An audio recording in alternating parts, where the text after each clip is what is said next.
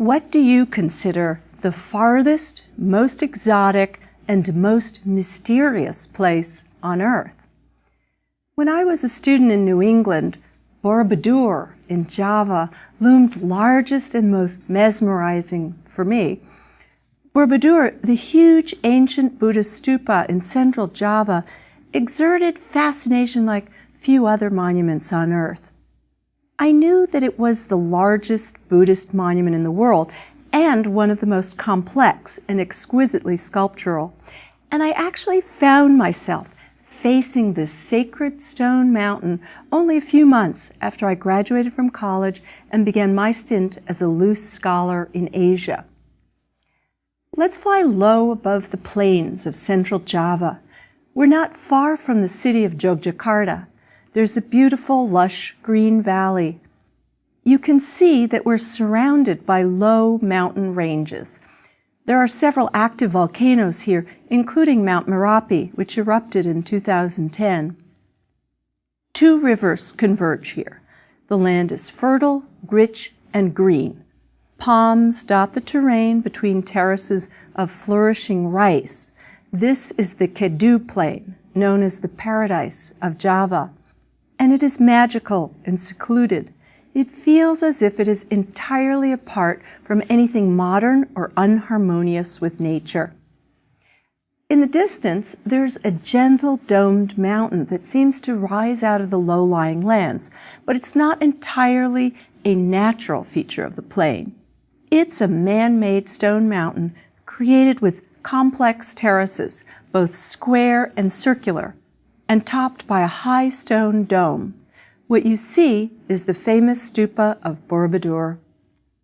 It might even have once been at the center of a shallow lake, mirroring the Buddhist conception of the universe as a lotus floating on an ocean. The Buddha was born in what is today Nepal. However, his philosophy and teaching spread all over India and far beyond. When sailors and traders from India reached the Spice Islands, Sumatra, Java, and the archipelago to the east, they also brought the influence of India and the teachings of the Buddha. The people of the nation that we now call Indonesia took to new religions very readily. They were famously good at syncretizing faiths, layering one upon the other. They layered ancestor cults, Buddhism, Hinduism, and later Islam on a base of animism to create a unique mix of culture and faith. We're not sure exactly when Buddhism reached the shores of Java. It was probably in the first centuries AD, but it was during the Sailendra dynasty that Buddhism inspired the creation of Borobudur, which was built during the 8th to 9th centuries AD under King Samaratanga. Javanese Buddhism had gravitated to the Mahayana form, which had a rich pantheon of Buddhas and Bodhisattvas, reflecting a previous richness of the Indonesian religious manifestations. And this rich and diverse pantheon found expression in art and architecture most grandly at Borobudur, where the carvings in relief give the lengthiest visual account of the Buddha's life and his teachings. It took an enormous expenditure of labor and planning to create this monument. Some say it took as many as 75 years to finish the stupa. It wasn't just religion that traveled to Indonesia from India. The art, crafts, styles, and architecture from India had a profound influence too, and there was trade in both directions. Indonesia has a culture that is rich in art and imagination, and it has an admirable focus on creativity. So many new ideas, styles, crafts, and technologies reached these islands, which dotted the seas in an arc from the Malay Peninsula all the way to New Guinea. Many art forms were adopted, but they were given their own stamp so that they were undeniably Javanese or Balinese or belonged to another of the island's cultures. And these artistic creations were everywhere, incredibly elegant, colorful, and based on the most pleasing forms in nature.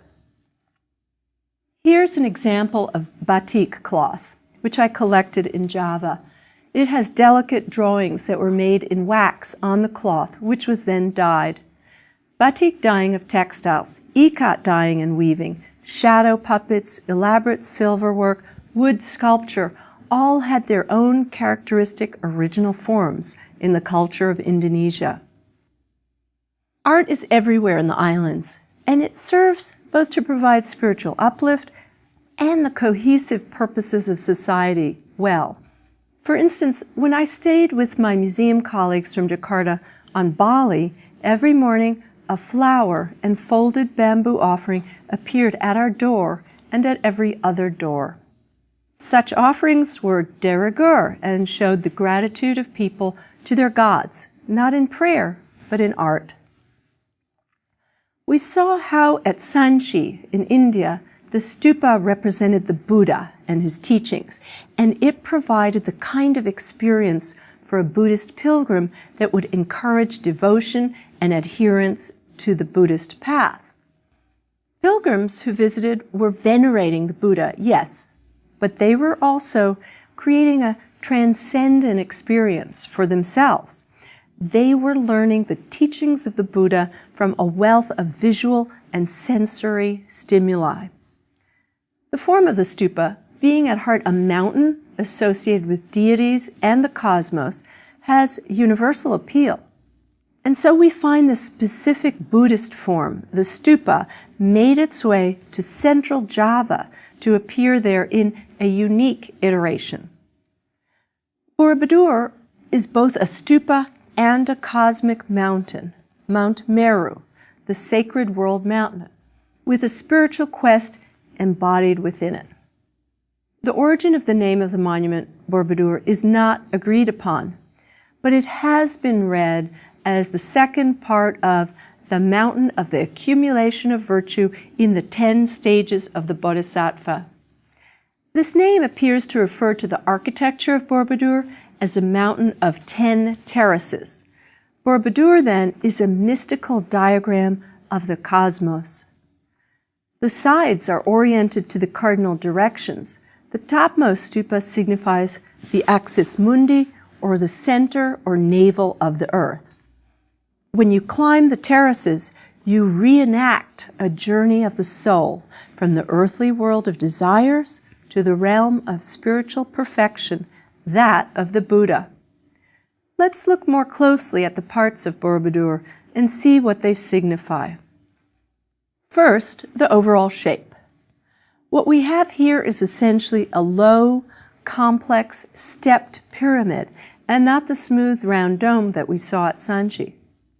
Borobudur, though it's Buddhist, has more in common in terms of accessibility with the ziggurat at Ur than with the Buddhist stupa at Sanchi. You can climb and reach the top at both Borobudur and Ur, but you cannot at Sanchi. So the way the stupa architecture was used in terms of the pilgrim or religious person was unique and different in Java compared to India. All of these examples I mentioned, however, had this one thing in common. They were solid mounds, not meant to be penetrated and having no significant interior spaces. This is like the pyramids in Egypt and in Mesoamerica as well. So let's analyze this.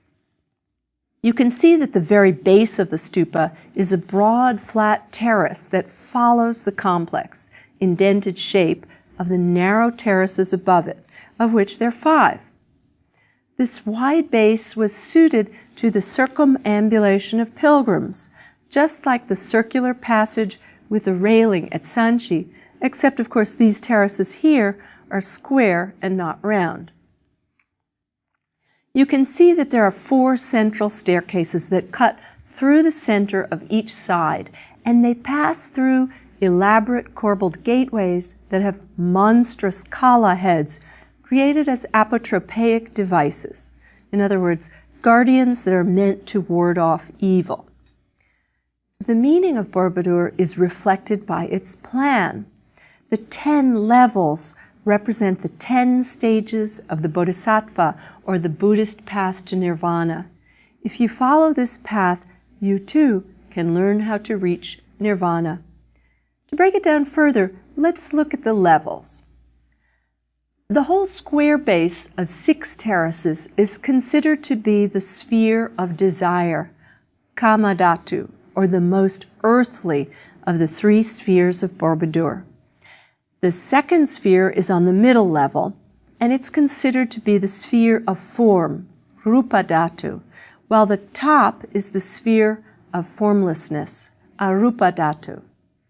So, as you climb the levels, you, as a pilgrim, are moving from the basest and most earthly themes to the most exalted ones, leading ultimately to the heavens, or nirvana, which is exemplified by the crowning stupa at the top. This crowning stupa is solid and has no image at all. Relief carvings adorn the lowest levels of Borobudur, the square ones, and they show scenes from the life of the Buddha and his disciples, and from the Jatakas, or teaching fables. They are sculpted on the walls of the stupa and interior of the balustrade, which forms a very high stone railing. So you're enclosed and hemmed in as you circle, and you're surrounded by figures in relief. But when you arrive at the top with the 3 circular terraces, all representational reliefs stop. You find yourself in the open air again, on top of the mountain, with a clear and distant view of the beautiful valley and mountain range beyond. Your breath might be taken away for a moment as you savor this release from the earthly realm below and take in your new perspective. On these 3 highest circular levels, you only see figures of the Buddha in bell-shaped, perforated stone forms. You are released from the sense of claustrophobia that you might have felt below. Now you might feel a certain lightness with the view. The Buddhas within each of these bells are seated, and each of them makes a gesture with a particular meaning. The Buddha images are serene, still, softly modeled, and naturalistic. They're removed from the hubbub of ordinary existence. However, most are difficult to see as they're enclosed by these bell shapes. Some of the bells have been damaged, and the Buddha within them has been released for our eyes to see. 2 million feet of andesite stone were used to build Borobudur. All of it had to be hewn out of the neighboring mountains, transported to the site, and carved with 1,460 pictorial and 1,212 decorative panels. 504 sculptures of Buddha were made, and 72 of them were placed in these hollow, trellised, bell-shaped forms on the circular terraces at the top of the monument. The effect is truly astounding. As you approach the monument closely, the impression is really one of pandemonium in stone. There are corners, arches, sculptures of Buddha in niches, and the view to the top is not at all clear. You're struck by the numerous gargoyles, sea monsters, contrasted with these serene Buddhas in lotus position in each niche. Remember, there are more than 500 of these figures. But let's go back to the cycle of reliefs and pretend we are walking up Borobudur from the bottom, circumambulating in a clockwise direction, keeping our right side to the mountain. As we walk, we are looking at and learning lessons from the sculpted narrative reliefs of this enormous symbol of Buddhist cosmology. If we start at the very bottom of the monument, there's a hidden foot, which has outer walls carved with scenes of earthly existence. These include scenes of people doing good and evil and getting the rewards or the punishment that they deserve. Even hell is depicted. This foot was covered up by stones and was subsequently rediscovered. The plinth may have been widened and covered these due to some unexpected problems with the weight of the structure, or it might have been covered because of a change in ideology. As you continue upwards, you are in the area with more visible and lengthy narrative reliefs. A cycle of scenes tells the story of a prince who became a bodhisattva, and scenes from the Jataka, or stories with morals. There are scenes from the life of Buddha when he was Prince Siddhartha, and more showing the seekers of higher wisdom of the Buddha. These carvings can be compared with the much smaller carvings at Sanchi on the crossbeams of the Toranas. They have similar narrative content and similar intent to instruct. The sculptural images of Buddha reside in the niches on the inner side of the monument. The niches' arches are topped with a pointed element. Each niche is crowned by a spire, which adds to the feeling of upward lift of the stupa. Let's take a look at some of the reliefs in the cycle of stories. These, in general, are carved in a naturalistic high relief and are incredibly detailed. The artists put as much effort into the small things as they did the most prominent. They're perhaps the most elegant and beautiful reliefs of any Buddhist temple.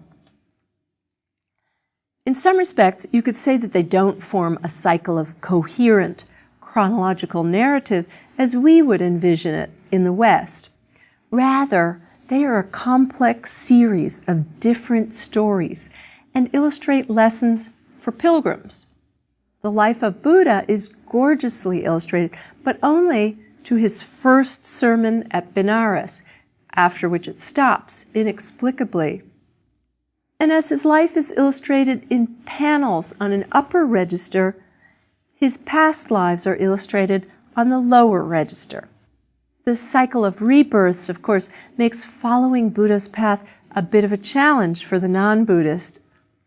Here, for instance, is the descent of the Bodhisattva to earth, where he sits on the lion throne and is borne down from heaven by the pressing mass of 110 dozen gods. They're not kneeling, the gods, but they're floating in the clouds. Royal umbrellas and fans round out the relief. The pyramidal structure helps you focus on the main figure, and the tangled mass of beings contrasts with the peaceful isolation of the Bodhisattva. Here is another scene which you may remember from Sanchi, the dream of Maya, the mother of the Buddha, who dreams of his birth when the white elephant with 6 tusks comes to her. Servant girls surround her. In another scene, Queen Maya goes on her journey home to give birth to her son, Prince Siddhartha Gautama Buddha. She's illustrated as she rests in her horse-drawn wagon on the way to Lumbini. She was supposed to have had a huge and colorful entourage. You can see how complex this scene is, overlapping humans, horses, and umbrellas, all within a treed landscape. Gives some sense of the detail of these carvings, and even recall the overlapping and perspective of Trajan's column. One later vignette from Buddha's life is this, which shows the miracles which occur before his birth. Buddha's father, King Suddhodana, is in his palace. The king was said to have experienced 500 young white elephants touching his legs with their trunks as a sign of Buddha's impending birth. You can see one of them doing that here, while the other small elephants form an engaging and pleasing whirligig design with their trunks. A later scene from the Buddha's life shows him shaving his head in order to assume the life of an ascetic. His servants hold his worldly goods, which he has shed. Prince Siddhartha had left his palace on the back of his faithful horse, Kantaka. Note how the horse dominates the right side. Kantaka was to die of a broken heart when his master departed. He was said to have been reborn as a Brahmin. Another cycle of exquisitely carved reliefs shows scenes from the mythic story of Sudana and Manohara. a couple in which the man is a prince and the woman, Manohara, is a half-bird and half-human mythical being. Some of the most complex and beautiful vignettes are these. Here, Manohara and Sudana sit on a raised, canopied couch. They're relaxing while they watch dancers and musicians perform. This is remarkable. You can make out the musicians at left. One of them has his back turned to us and is rendered in perfect perspective.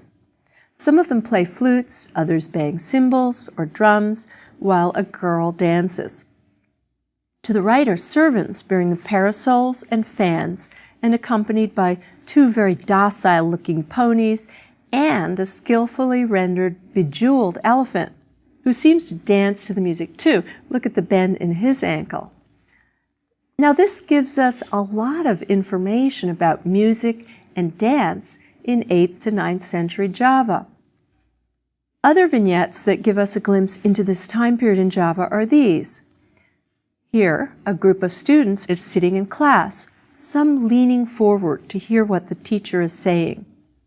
They hold lontar, which are the books made of palm leaves, which are characteristic of ancient Java. They took this unusual form.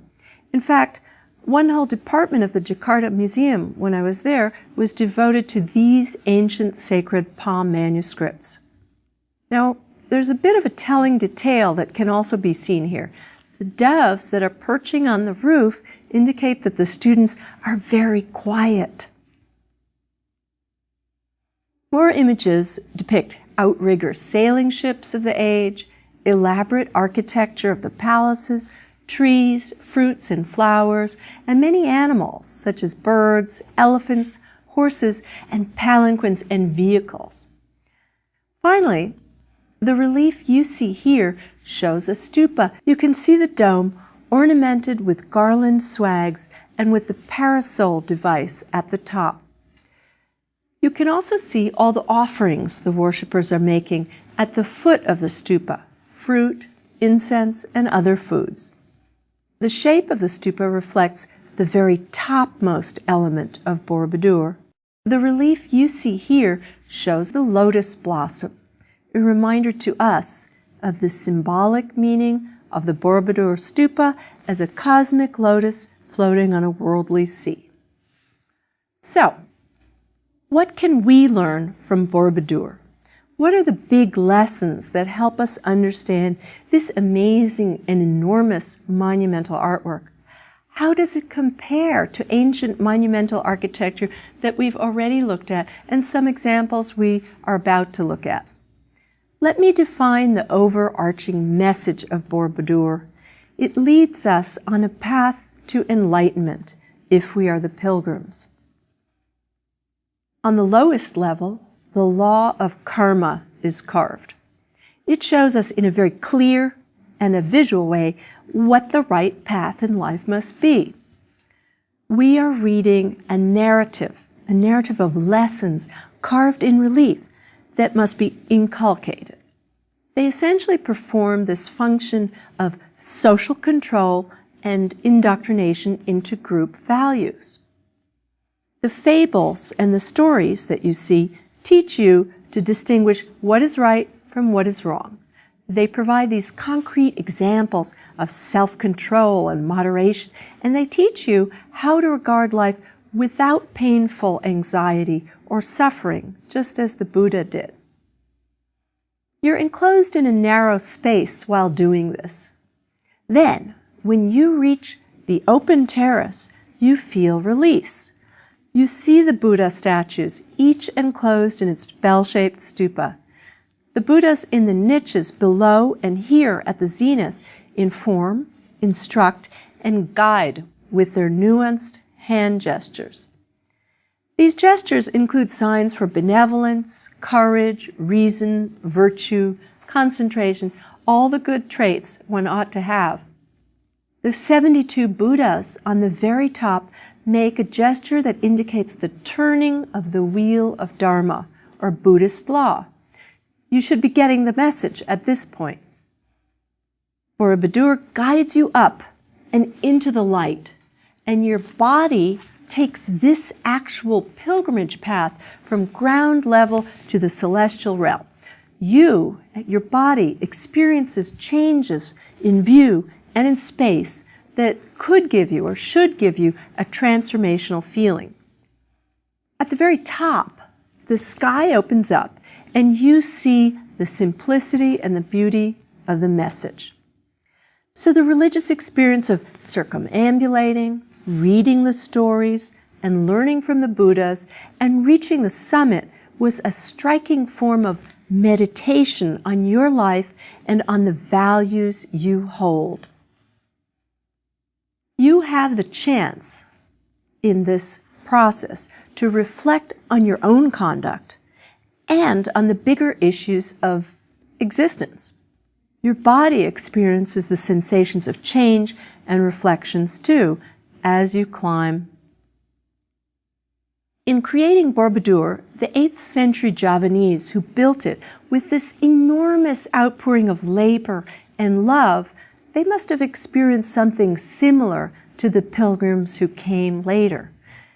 Their community was pulled together to focus on their religious and cultural message, which they expressed in stone. Their artworks had to express the sublime. It must have been extremely uplifting and community building. Borobudur wasn't just meant for a religious pilgrimage. It was a geographical center and an expression of divine cosmology. The idea of the sacred mountain that lies at the center of the universe has many cultural adherents. This mountain of Borobudur represents a cosmological diagram. It engages the cardinal points. The axis mundi, which marks its center, is exactly where the central blank stupa on top stands. It crystallizes the idea of 3 levels of the cosmos: the underworld, which is the plinth, the earthly realm, which is the square terraces, and the celestial realm, the top with its round terraces. So this monument expresses quite a few big ideas about cosmic space and religious thought. It has several functions for the people who lived here and for those who made the pilgrimage here. Borobudur is like Sanchi in that it is essentially a Buddhist monument, and it uses the more or less domed shape that we saw is customary in India. Both are solid and not penetrable. But it's also very different from the Indian Buddhist expression. It has the stepped terraces, all decorated with elaborate stories, and it allows the pilgrims to actually walk to the top in order to reach nirvana. It's far more intricately decorated than Sanchi and its ilk. The profusion of sculptures, reliefs, Buddha statues, and walkways is unlike anything else in India or the world, but it still shares the basic idea of the cosmic mountain. Curiously, this cosmic mountain becomes even more important in our next set of lectures when we look at the masterpieces of the ancient Americas. In Mesoamerica, which is present-day Mexico and Central America, the idea of a sacred mountain with a cave and a spring within it lies at the very center of their cosmology. We'll see a whole series of sacred mountains built in each culture to express the cosmic levels of lower, the underworld, middle, the earth, and upper, the celestial realm. The mountains are actually worshipped and referred to in much, if not most, of the art. We're going to start by looking at the place where the first complex civilization in the Americas arose, the Olmec. That was in the swampy jungles near fertile volcanic mountains on the Gulf of Mexico in the states of Tabasco and Veracruz. It's here in Olmec territory that we find the same interest in reaching the divine through building monumental architecture, mountains of soil and stone. The mountains built by the native people of Mesoamerica were, like Borobudur, places of pilgrimage and sacred places that receive offerings. We are now going to fly over the oceans, halfway across the world, in order to see this new culture with its extraordinary manifestation of sacred architecture and monumental stone carvings.